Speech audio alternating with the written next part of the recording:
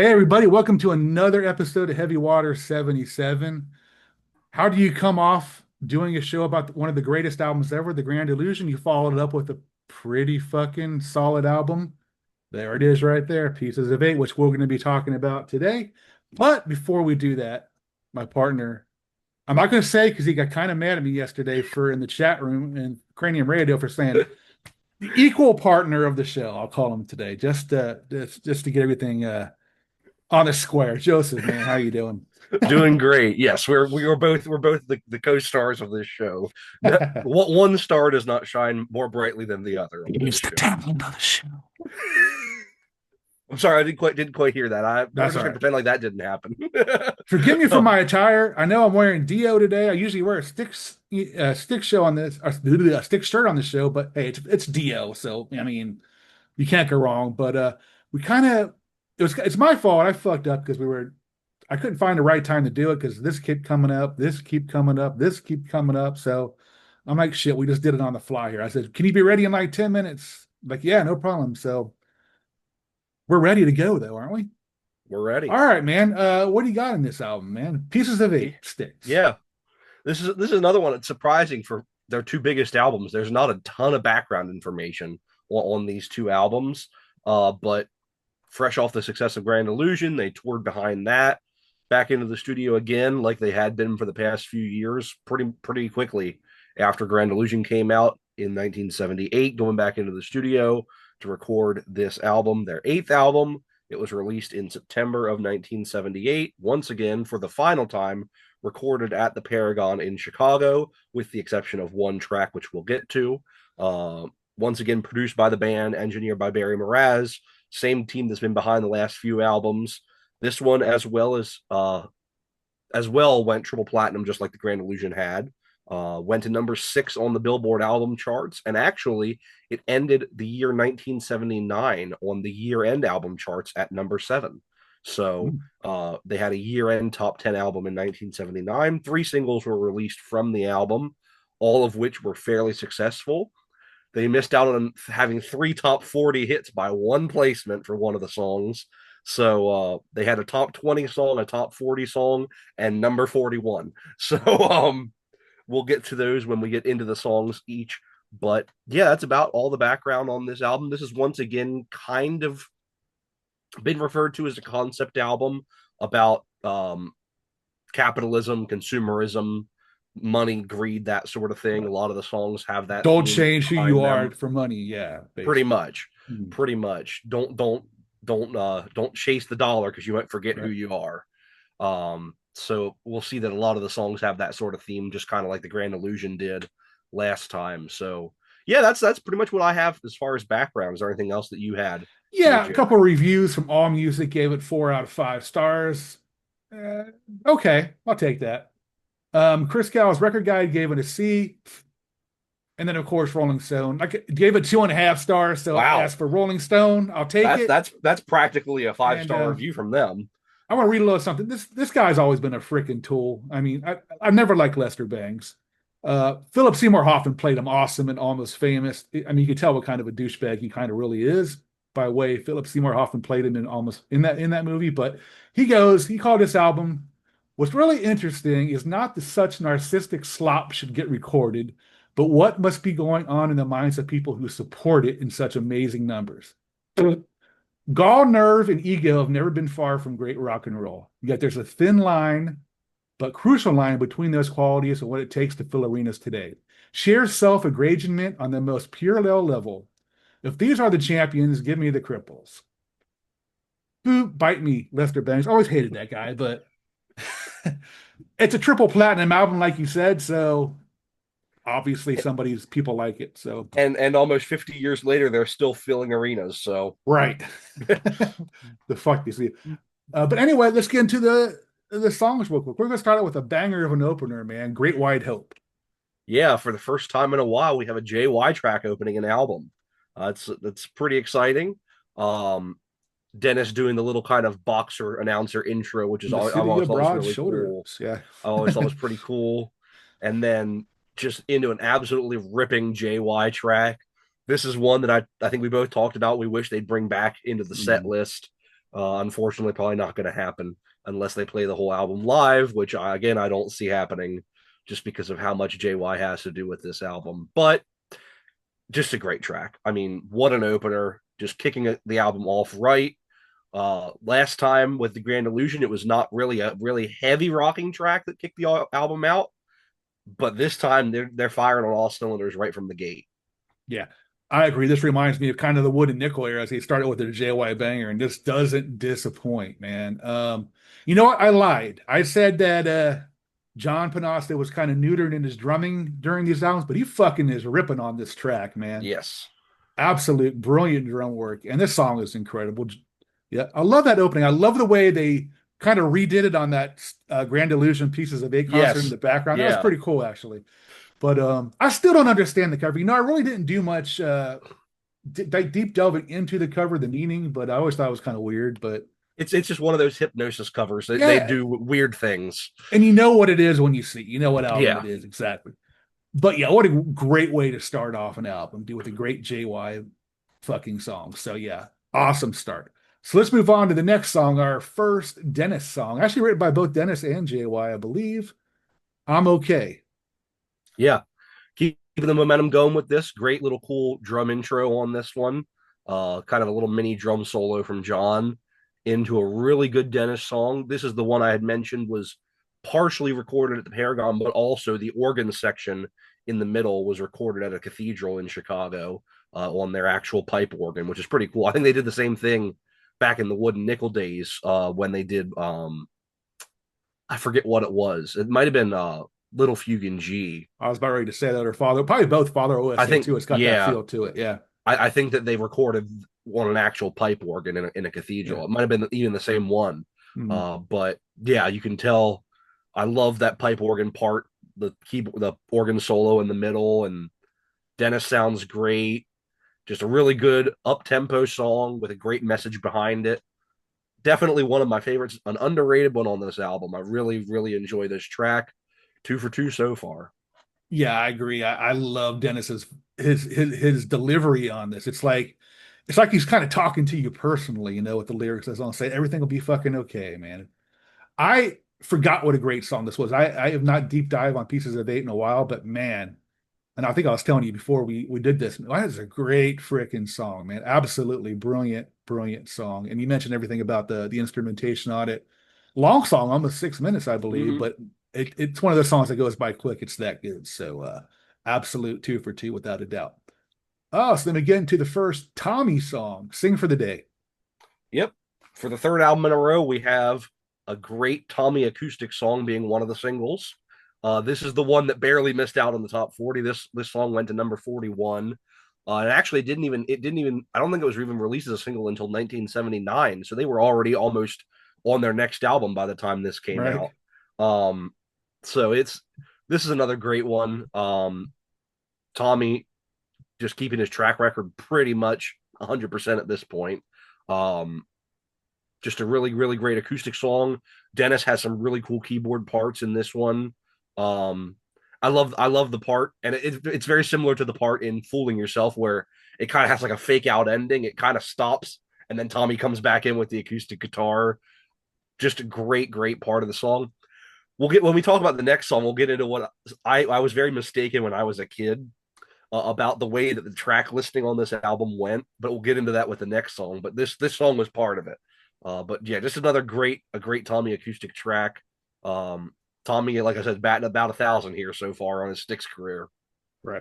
Yeah, I mean, I said it before on past episodes. You put an acoustic guitar in Tommy Shaw's hands, and magic is going to happen. And everything you said about those songs, absolutely true. You know what's funny? I always thought that he has a daughter named Hannah, and I Mm-hmm. always thought he wrote the song about her, but he said he didn't write that about. So maybe he wrote this song first and then was influenced to call his daughter Hannah. Maybe I don't know. Might be. I'm not sure when she was born. Yeah. I know she's really big into like animal rights and stuff. She does like Mm-hmm. good things for animals, which is really cool. But yeah, man, you mentioned Dennis's keyboard playing on this song. Man, absolute great freaking song. And you're right, Tommy has been flawless so far. So then we move on to the first instrumental off the album from Dennis, The Message. Yep. So this is where if you've listened to any of the episodes of this show so far, I've probably mentioned at least once that this was my first Styx album. I Yeah. had this album from a very, very young age. I probably don't even remember a time without this album on cassette. And unfortunately, I did a mad treasure hunt around my house and could not find the original cassette that we had. So it's probably lost to time somewhere. We probably wore the shit out of it at this point. But when I was growing up, I thought that the second half of Sing for the Day was the message. And I thought I didn't know where this thing fit in because it was weird. Like not a lot of albums had this sort of thing where it was just like this like minute long weird synthesizer thing, and I wasn't really sure how it fit onto the album. Was this the message, or was this part of the next song, or was this part of the last song, or Right. what was it? I was a kid, didn't know any better. Of course, now we know that this is the message.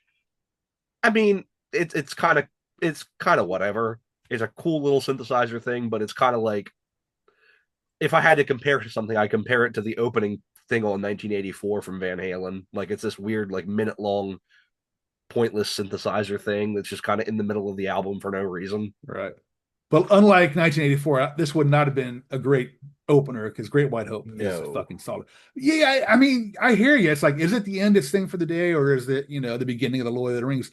I always thought it was kind of a prelude to Lords of the Rings, but it is if you listen to the lyrics of the Lord of the Rings. Yeah, yeah, but it's just, I agree with you. It just, meh, kind of like doesn't slow the album down, just maybe just stalls it for a minute or so. But yeah. yeah, just meh. Anyway, we'll move on to the next song, written by Dennis, but actually sung by JY, Lords of the Ring. And now we get to the point where I tell you that this is why the Grand Illusion is my favorite Styx album and not Pieces of Eight because of this song. Um, it's not the worst thing they've ever done. There's definitely things we'll get to in future albums that I think are a hell of a lot worse than Lords of the Ring, but it's not great either. It's kind of weird. It's kind of hokey. It's circus music. It's just like, what is this? I'm not really sure. Not a huge fan. Not the worst thing ever written, but kind of a weird way to end the side of an album, honestly. Um, I gotta say, I'm with you. I never really liked this song either until the last couple weeks. Sorry. It's growing on me, and I like it now, man. I kind of like JY's delivery on this, and I kind of like the how it flows, man. I mean, is it the best song on the album? No, but it's definitely not one of the worst things they did. I'll take it, man. I mean, I think we're doing great so far, except for that little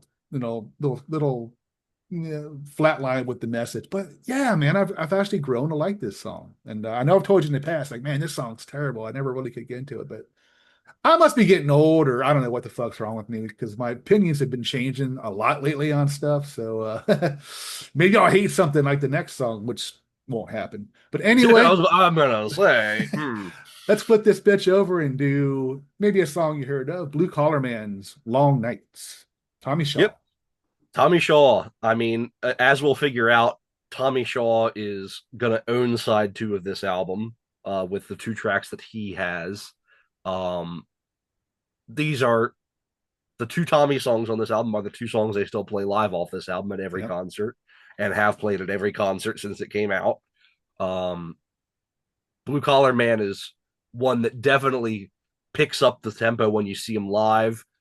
The kind of they're the format for the last few years was ever since Crash of the Crown came out. So from 2021 through to basically last year, they'd open up with something off Crash of the Crown and then go right into Blue Collar Man. And the people would be like, "Oh, cool, Styx is here, yay!" When they were playing the Crash of the Crown song, Yeah. everyone's like, "Oh, fun!" It would either be Fight for Our Lives or To Those or whatever. Um, and then they'd play this song, and everyone would go bananas. As soon as they came in with that dun, dun, dun, dun, the whole crowd would go nuts. And I saw them do that three different times, that format, and it happened all three times where the Crash of the Crown song went over okay, and then as soon as Lawrence played the opening keyboard part of Blue Collar Man, the crowd went nuts. I Yeah. mean, it's an iconic song.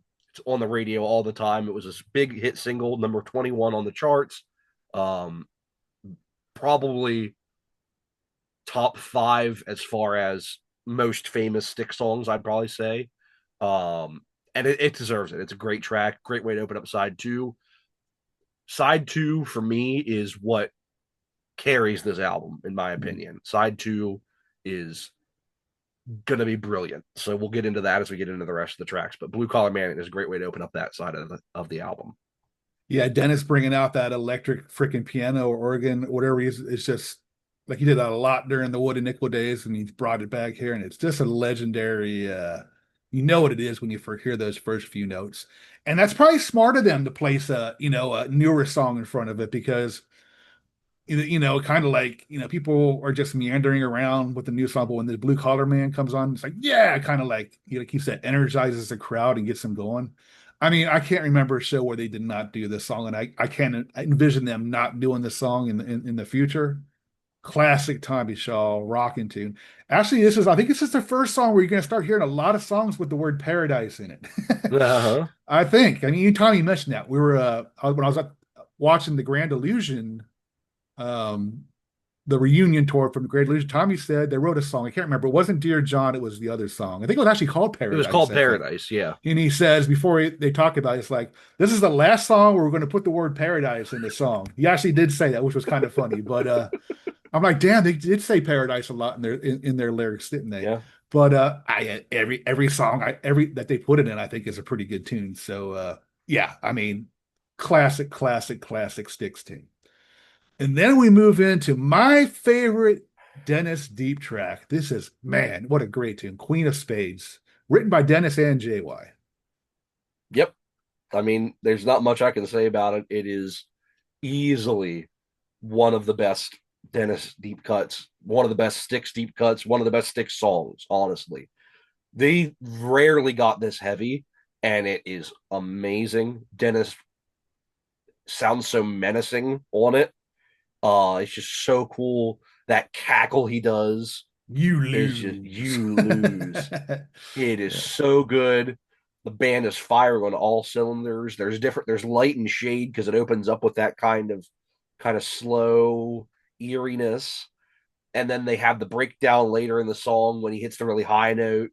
Um, it just there's so much kind of different stuff going on in this song, and it all works.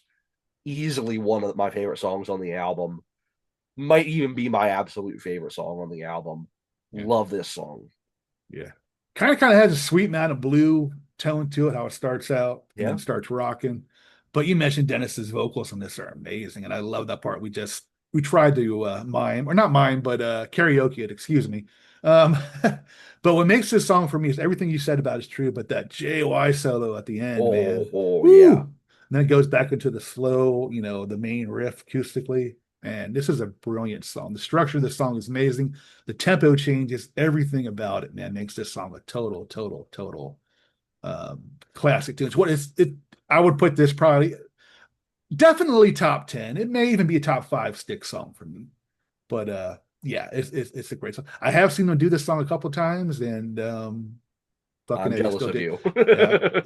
You know what? I think they might bring this back a time or two if you have to. I I really do. really hope because I've only at all the times I've seen Styx, the only songs I've ever seen them play from this album are the two singles.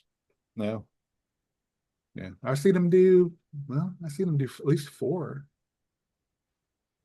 Yeah. Yeah. I've seen them do four songs off this album. Five. They did I'm Okay one time too. Well, they did kind of like a little medley of it. Mm-hmm. But yeah, I mean, anyway, back to the songs. Queen of Spades Rules. It's a great song. And then we move on to Tommy effing Shaw. Renegade, man. Oh, mama, I'm in I'm in fear fear for for my my life. life from alone. That sounded pretty good there, Yeah. I um, think. I mean, as a Pittsburgh Steelers fan, I can't help but love this song. This is absolutely iconic for the Steelers. They Styx even has played it at a Steelers game before. Wow. Um, they actually they recorded. It was I think it was I think it was either I think it was Blue Collar Band because of course Pittsburgh, Steel Town, all Hmm, that. right. They did back in during the pandemic. They recorded a special version of Blue Collar Man for the Steelers. But I mean, Renegade is absolutely iconic for the Steelers, and it's just an amazing song. Yeah. So this is the biggest hit off the album. This went to number 16 on the charts. Um, this is a song that, at least for the last probably 20 years or so, other than the one tour when they played the whole albums, they've closed their show with this pretty much every show for the last 20 years. Um, and when Tommy comes out and starts doing that intro, the whole crowd starts singing along. It's just one of those things that everybody knows. Everybody knows this song. Absolutely amazing song. Um, it's just it's classic Styx. I mean, this is one of those songs that everybody knows. Yeah. Still on the radio all the time. Always goes over well live. Just a great track. Yeah. I mean, just that, the acapella vocal by Tommy in the beginning, it's like, Mm-hmm. it's so freaking classic, man. And I love you mentioned how they end I think they close out their main set and then they come for the encore most No, of the it's time. it's the that is the encore song. Really? Yeah, Because I thought when I saw them last couple times, it was Roboto and it was Rockin' in Paradise. Roboto and Renegade is what they is their Oh, encore. maybe it is. I don't know. I'm like I said, I'm Mhm. old and my brain's a little scarred. But Yeah, every single time I've seen them live, all six times it's oh, been okay. Roboto and Renegade as even back when the Mission came Okay. out. Well, I got Mr. Roboto right anyway. Yeah. Um, yeah, I mean, it's cool about this song is how they jam it out at the end. Yep. Even there was a certain concert video that we're going to be talking about eventually, which I wasn't a huge fan of. How they ended it when they came out and arrested all the guys from it. We all know what it is. If you're a Styx fan, I'm not going to mention it right now because yeah. Okay, we'll get to that when it comes up. But kind of gives me the ugh when I Hey, watch and, it and sometimes. in that live version, they even bring up the word paradise. They In do that version of Renegade, they say paradise. rock tonight, Yep. paradise. Oh yeah, Yeah. yeah. Fuck. All right. Yeah, Can't it's a get away classic. from it. Yeah, a classic Tommy Shaw song, dude. I mean, what rock have you been under if you haven't heard the song? Even if you don't like it, you've heard it, I'm sure. So, which I never heard anybody say they'd ever liked this song before. But let's move on to man, another great Dennis. Yeah, I guess it technically is a deep track. The title track, "Pieces of Eight." Probably my favorite song on the album. As a kid, this was always my favorite song. I absolutely loved this song. This is one I really want to see live. This and Queen of Spades. Well, actually, I want to see the whole album live. I mean, Right. pretty much. But this song especially, and this is one that they will pull out every now and then. So I'd love to see them do this live. Definitely, I'd still say it's probably my favorite song on the album. Just such a great track. Um, kind of it's very melodic. It kind of it's that weird thing that Styx does where it's not a ballad, but it's not like I don't even know how to describe it, but they do it. You know exactly what I'm talking about. They do it all Yep. the time. Where Yep. it's kind of a mid tempo song, but it kind of has that powerful chorus that comes in with all the harmonies going on, and yeah, just an amazing track. Yeah, I agree. I mean, I love that part. The din, din, din, din, din, and then it goes Da da da. down there, and then when it breaks in, dun, dun, dun, dun, dun, dun, dun, Yep. brow, now, now, now, now. The sound of the instruments on this song are just they give me the chills sometimes, especially when that part comes on. I love that in that chorus, man. I wouldn't even try to karaoke that chorus, man. It's just such a Mm-hmm. beautifully written chorus, beautifully recorded, beautifully sung, man. Those guys never really get notice or that much praise for their harmonies. You know what I mean? Mm-hmm. Like the Eagles, LRB. I mean, maybe a little bit, but not, as much as these what better known harmony bands. But man, when those three start singing, and then you add Mm-hmm. in, now you got Lawrence who does a good job, and then Mm-hmm. you add in Will's vocals, you add And in Terry's even uh singing live. Terry singing. And I was going to say, you know what? If JY you can't sing these songs, if you can't sing both of them, let them sing it, man. Just do this album live, please. Which I did notice. I haven't. Well, we haven't talked about it. That I saw Styx a couple weeks ago. JY's not doing a lot of the harmonies anymore. Really? Yeah. Yeah, he'll step up to the mic every now and then, but you can tell he's not singing. Yeah, I even wonder sometimes if he's actually playing. I mean, the guy's almost Oh, 80, no, man. I he's mean, definitely still playing. He oh, okay. at Well, least his that's good. solos, Okay, good. he's still ripping the hell out of. You know what? I'm fine with it. I mean, it's fucking James Young, man. I Yeah, mean, he's well, the only full-time member. Let's see. I know Chuck yeah. is still there, but give the man his dues. You can do whatever he wants, I think, in my opinion. You know, Yeah. if he wants to just milk it, like he said he was kind of checked out. Fine, I'm good with it. He deserves the rest and the accolades. So, Mm-hmm. but And he's still anyway, there on stage. That's all that matters. He's exactly, there every night on stage. exactly. And all right, so then we move on to the last song, which is kind of a controversial ending to the album, Aku by Tommy Shaw. Yeah, it's a weird way to end the album. It, I don't know how I feel about an album just like kind of fading out like that. I prefer an album to kind of go out bombastically. Um, but I can see what they were going for. And when you see like the live concert of Grand Illusion Pieces of Eight, they do the whole thing where it fades out and the curtain comes down and gets the lights go out and everything. Um, I get it to a point, and they even kind of do it a little bit on a future album that we'll talk about, where it's kind of theatrical and they kind of end it with like fading out. Um, it's one of those things where I don't have a problem with Aku Aku as a piece itself. I just think it's a little bit of a weird way to end the album. Yeah, I kind of agree with you that, but I think it's actually kind of a really beautiful instrumental. I mean, I Oh, it is. love, Yeah, as a yeah, piece itself, I completely agree. yeah. But and you mentioned I was going to say that it fit really well when they did the album in its entirety, how it faded out, like you said. But yeah, I mean, I think it's a great instrumental, but you know, we can argue placement and all that stuff all the time, but this is a triple platinum selling album, so the Mm-hmm. frick do I know? Um, but yeah, okay. That is our review of Pieces of Eight, man. I'm telling you. If I have to ask you to go out and get this album, then you're probably not watching the show because I'm sure you probably already have it. Yeah. But we're definitely in that classic era of the band, man. We got a couple more albums coming up. Uh, yep, yep, awesome. But man, Joseph, any final last words, man? Yeah. I mean, if, like Jerry said, if you don't have this album, what are you doing here? Exactly. How did you stumble upon our channel? Right. What are you doing?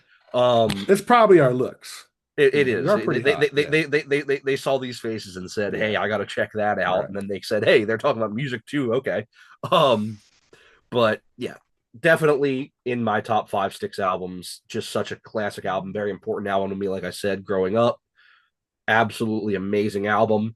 And if you expect me to try to sit around here and play with the vinyl that we're going to be talking about next time, you got another thing coming.